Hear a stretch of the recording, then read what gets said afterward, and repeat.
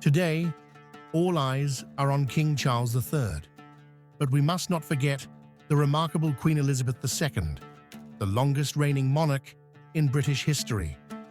Her crowning ceremony was the first coronation ever televised.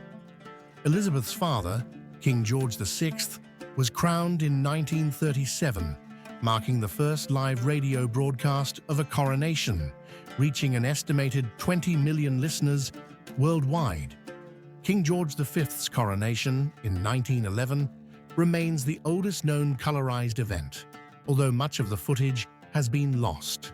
King Edward VII's coronation in 1902 was notable for being the first in which a reigning monarch traveled by automobile, showcasing Britain's embrace of modern technology. Queen Victoria became the first royal to be photographed during her coronation in 1838, but she was disappointed to find she had closed her eyes in the photo, scratching out her face while leaving her children untouched. William IV, known for his aversion to ceremonies, had to be convinced to hold a coronation. He spent so little that it became known as the penny coronation, which notably lacked a grand banquet, serving only turtle soup to guests. In contrast, King George IV's 1821 coronation was the most expensive in British history, costing over £21 million, reflecting his love of luxury and extravagance. King George III, who reigned for 59 years and 96 days, is the longest reigning king ever.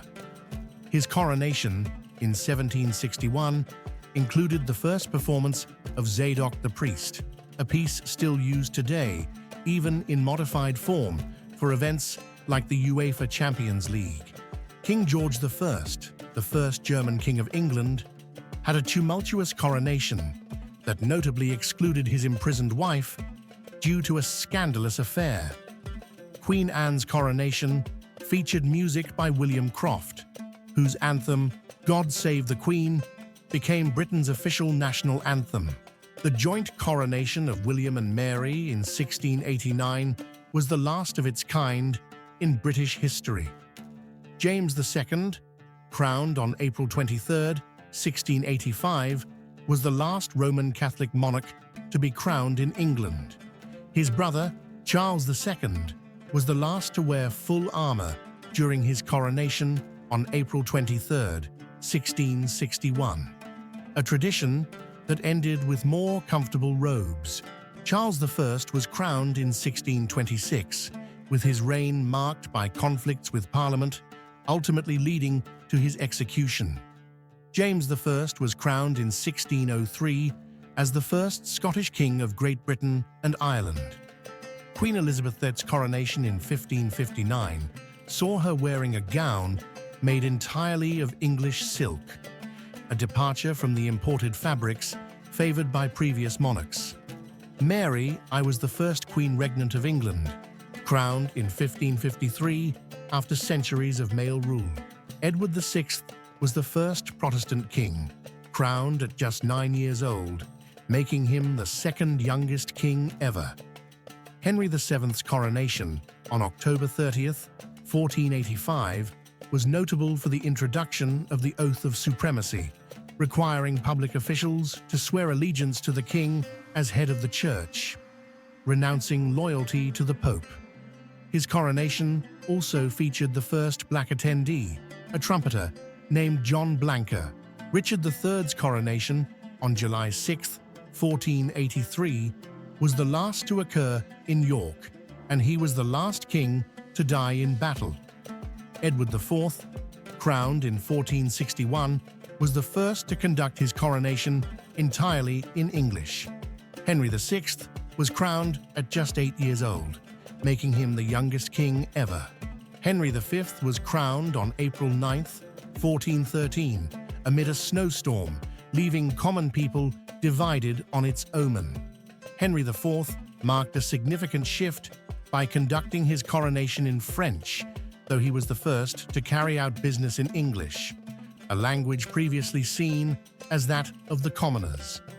Richard II became king at just 10 years old and was often described as the most beautiful king.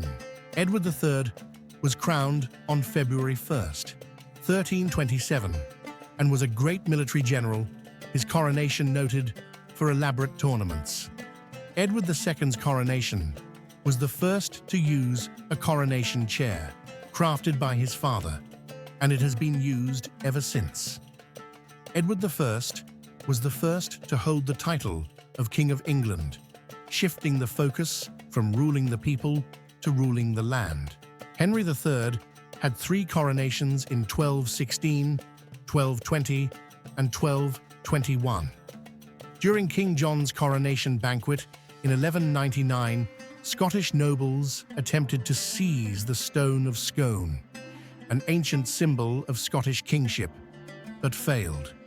Richard I, crowned in 1189, famously refused to take the English oath, dismissing it as antiquated and expressing a disregard for the people of his kingdom.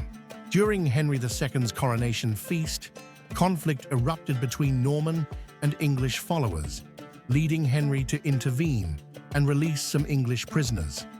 Not much is known about Stephen, except that his father was deemed a coward during the First Crusade. Henry was the first Norman king to marry an English woman, Matilda of Scotland, who was crowned alongside him.